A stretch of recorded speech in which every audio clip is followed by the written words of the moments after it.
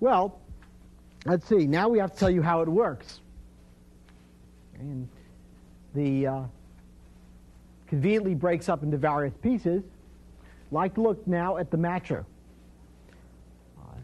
The matcher has the following basic structure. It's a box that takes as its input an expression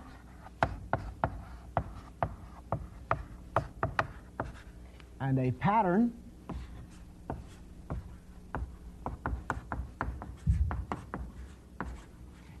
and it turns out a dictionary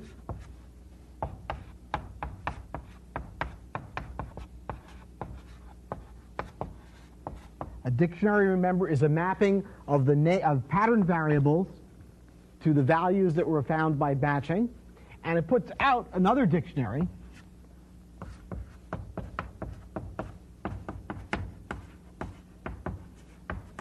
which is the result of augmenting this dictionary by what was found in matching this expression against this pattern. So that's the matcher.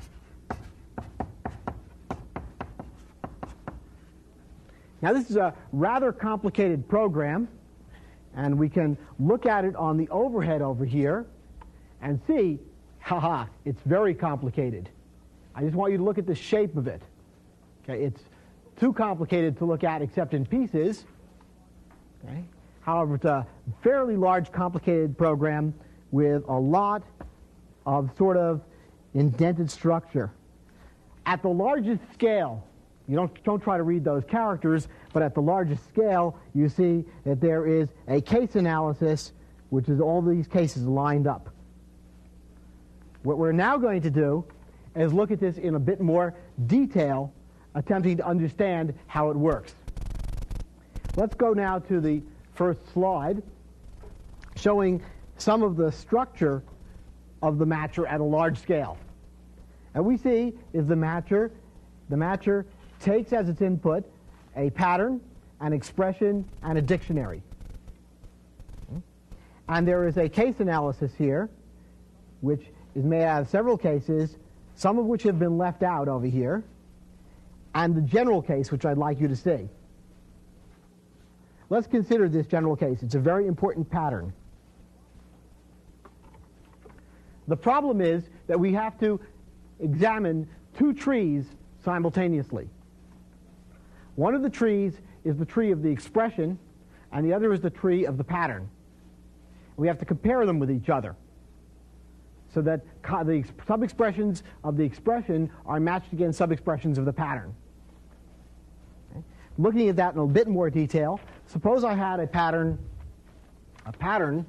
which was the sum of the product of a thing which we will call x and a thing which we will call y,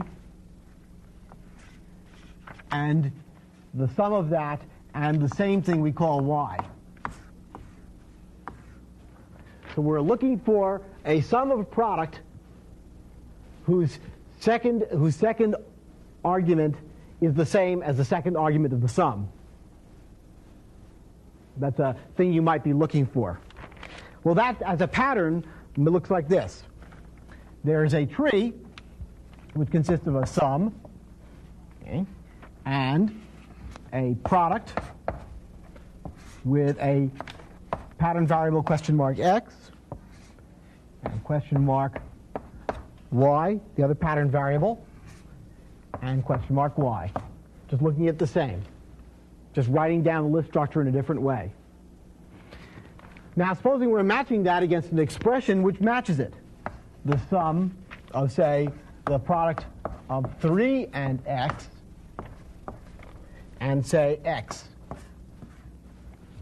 That's another tree. It's the sum of the product of 3 and x and x. So what I want to do is traverse these two trees simultaneously. And what I'd like to do is walk them like this. I'm going to say Are these the same? This is a complicated object. Let's look at the left branches. Well, that could be the car. How does that look? Oh yes, the plus looks just fine. But the next thing here is a complicated thing. Let's look at that. Oh yes, that's pretty fine too. They're both asterisks. Now, whoops, my pattern variable. It matches against the 3. Remember, x equals 3 now. That's in my dictionary. And the dictionary is going to follow along with me. X equals 3. Ah yes, x equals 3 and y equals x. Different x. The pattern x is the expression x, the pattern y. Oh yes, the pattern variable y, I've already got a value for it. It's x. Is this an x? Oh yeah, sure it is. That's fine. Yep, done. I now have a dictionary which I've accumulated by making this walk. Okay. Well, now let's look at this general case here and see how that works. Here we have it. I take in a pattern variable, pattern, an expression, and a dictionary. And now I'm going to do a complicated thing here, which is the general case. The expression is made out of 2 parts, a left and a right half, in general. Anything that's complicated is made out of 2 pieces in a Lisp system. Well, now what do we have here? I'm going to match the cars of the 2 expressions against each other with respect to the dictionary I already have, producing a dictionary as its value, which I will then use for matching the cooters against each other. So that's how the dictionary travels, threads the entire structure. And then the result of that is the dictionary for the match of the car and the cooter. And that's what's going to be returned as a value.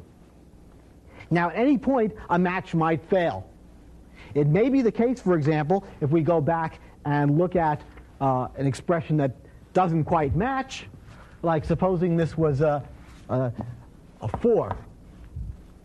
Right? Well, now these 2 don't match anymore, because the x that had to be, the y that had to be x here, and this y has to be 4. But x and 4 were not the same object syntactically. So this wouldn't match, and that would be rejected sometimes. So matches may fail. Now, of course, because this matcher takes the dictionary from the previous match as input, it must be able to propagate the failures. And so that's what the first clause of this conditional does. It's also true that if it turned out that the pattern was not atomic, see, if the pattern was atomic, I go into this stuff, which we haven't looked at yet. But if the pattern is not atomic, and the expression is atomic, it's not made out of pieces, then that must be a failure. And so we go over here. If the pattern is not atomic and the pattern is not a pattern variable, I have to remind myself of that. Then we go over here. So that's ways failures may occur. Okay, so now let's look at the insides of this thing.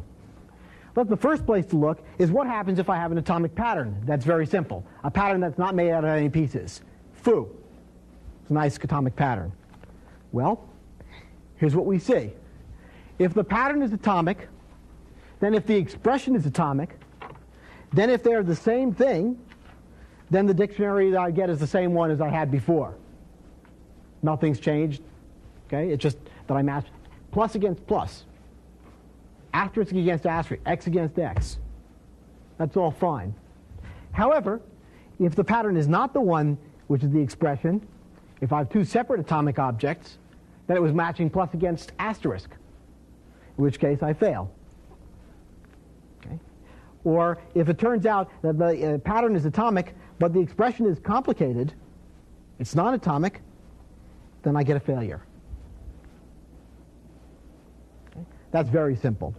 Now what about the various kinds of pattern variables? We had 3 kinds. I give them names. They're arbitrary constants, arbitrary variables, and arbitrary expressions. A question mark x is an arbitrary expression. A question mark c x is an arbitrary constant, and a question mark vx is an arbitrary variable. Well, what do we do here?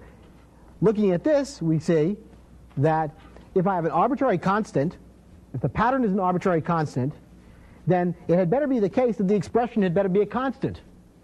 If the expression is not a constant, then that match fails. If it is a constant, however, then I wish to extend the dictionary. I wish to extend the dictionary with that pattern being remembered to be that expression, using the old dictionary as a starting point.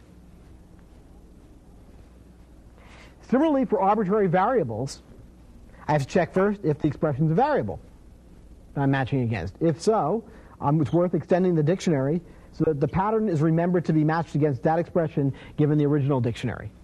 And this makes a new dictionary. Now, it has to check.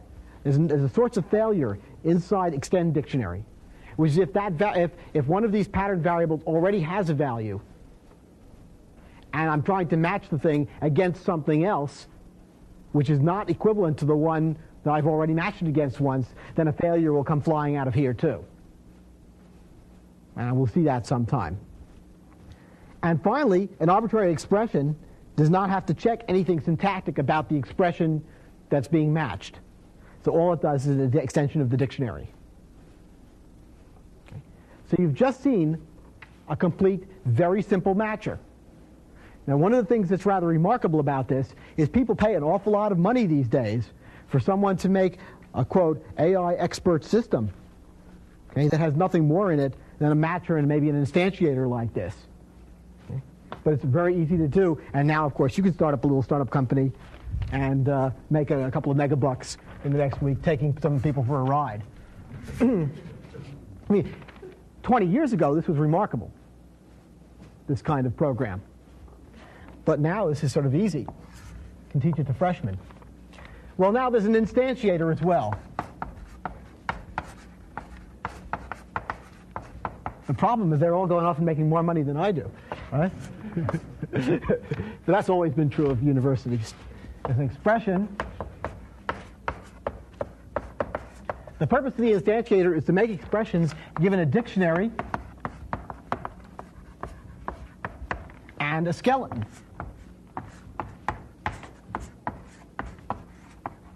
And that's not very hard at all. Okay, we'll see that very simply in the next slide. Here, to instantiate a skeleton, given a particular dictionary, oh, this is easy. We're going to do a recursive tree walk over the skeleton, and for everything which is a skeleton variable, I don't know, call it a skeleton evaluation. That's the name of the abstract syntax that I give it in this program. A skeleton evaluation, a thing beginning with a colon in the rules. For anything of that case, I'm going to look up the answer in the dictionary, and we'll worry about that in a second. Let's look at this as a whole. Here I'm going to instantiate a skeleton given a dictionary. Well, I'm going to define some internal loop right there. And it's going to do something very simple. Either the skeleton is simple and atomic, in which case it's nothing more than give the skeleton back as an answer, or in the general case it's complicated, in which case I'm going to make up the expression which is the result of instantiating, calling this loop recursively, instantiating the car of the skeleton and the cdr. So here's a recursive tree walk. Okay. However, if it turns out to be a skeleton evaluation, a colon expression in the skeleton, then what I'm going to do is find the expression that's in the colon, the cdr in this case. There's a piece of abstract syntax here, so I can change my representation of rules. Okay. I'm going to evaluate that relative to this dictionary, whatever evaluation means. We'll find out a lot about that sometime. Okay. And the result of that is my answer. So I start up this loop. Here's my initialization by calling it with the whole skeleton. And this will just do a recursive decomposition into pieces. Now, one more little bit of detail is what happens inside evaluate. I can't tell you that in great detail. I'm going to tell you a little bit of it. Later we're going to look into this in much more detail. Okay. To evaluate some form, some expression with respect to a dictionary. If the expression is an atomic object, well, I'm going to go look it up. Nothing very exciting there. Otherwise, I'm going to do something complicated here, which is I'm going to apply a procedure which is the result of looking up the operator part in something that we're going to find out about someday. I want you to realize you're seeing magic now. This magic will become clear very soon, but not today. Okay? Down looking up all the pieces, all the arguments to that in the dictionary. So I don't want you to look at this in detail. I want you to say there's more going on here, and we're going to see more. We're going to see more about this. Okay? But it's the magic is going to stop. Okay? This part has to do with Lisp. Okay? It's the end of that. Okay, so now we know about matching and instantiation. Are there any questions for this segment?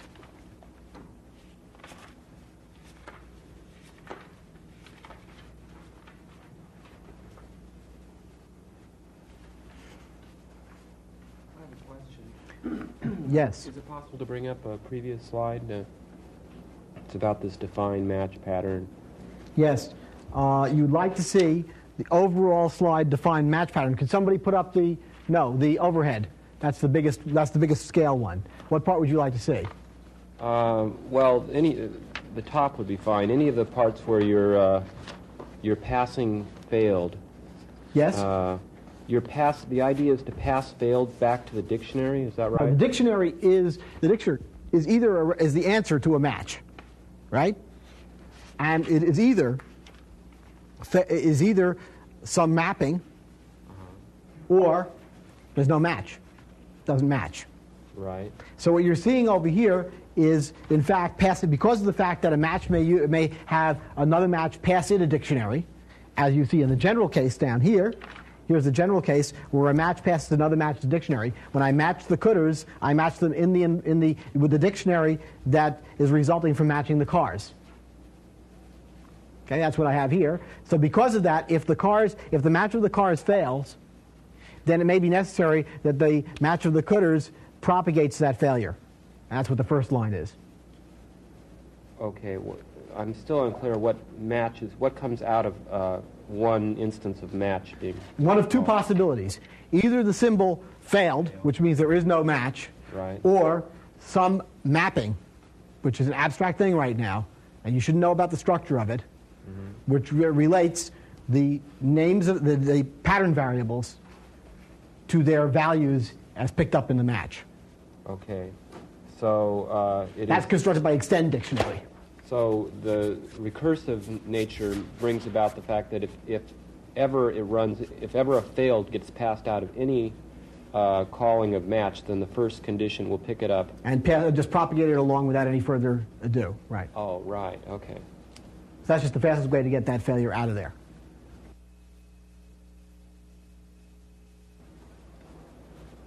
Yes. If I don't fail, that means that I've matched a pattern, and I run the procedure extend dict, and then pass in the pattern and the expression. But the substitution will not be made at that point. Is that right? No, there's no substitution being there because there's no skeleton to be substituted in. Right. So all you've got there is we're making up the dictionary for a later substitution. And what would the dictionary look like? Is it ordered pairs? That's not told to you. We're being abstract. Okay. Why do you want to know? What it is it's a function. Well, it's a function. A function abstractly is a set of ordered pairs. It could be implemented as a set of Lisp pairs. It could be implemented as some fancy table mechanism. It could be implemented as a function. Okay? And somehow I'm building up a function. But I'm not telling you. That's up to George, who's going to build that later. Okay? Now, I know you really badly want to write concrete things. I'm not going to let you do that. Well, let me at least ask, what is the important information there that's being passed to extend dict? I want to pass the pattern I found. Yes. The pattern that's matched against the expression. You want to have the pattern, which happens to be in those cases pattern variables. Right? All of those three cases for extend_dict are pattern variables. Right. Okay? So you have a pattern variable that is to be given a value in a dictionary. The value is the expression that it matched against. The dictionary is the set of things I've already figured out that I've memorized or learned. Okay? And I'm going to make a new dictionary which is extended from the original one by having that pattern variable have a value with the new dictionary. I guess what I don't understand is why can't the substitution be made right as soon as you find How the do I know pattern? what I'm going to substitute? I don't know anything about this skeleton. Oh, This pattern, this matcher is an independent unit. Oh, I see. Okay. Right? Yeah. I take the matcher, I apply the matcher. If it matches, then it's worth doing an instantiation. Okay, good. Yeah. Okay? Can you just do that answer again using that example on the board? You know, what you just passed back when Oh, you yes. do the Okay. match? Yes. You're looking at this example. At this point, when I'm traversing this structure, I get to here, X. I have some dictionary, presumably an empty dictionary at this point, if this was the whole expression. Right? So I have an empty dictionary, and I've matched X against 3. So now, after this point, the dictionary contains X is 3. Okay? Now I continue walking along here. I see Y. Okay? Now this is a particular X, a pattern X. I see Y, a pattern Y. The dictionary says, oh yes, the pattern Y is the symbol X, because I've got a match there. So the dictionary now contains, at this point, 2 entries. The pattern X is 3, and the pattern Y is the expression X. Okay, now I get back, I can walk along further. I say, pattern Y also wants to be 4. But that isn't possible, producing a failure. Thank you. Let's take a break.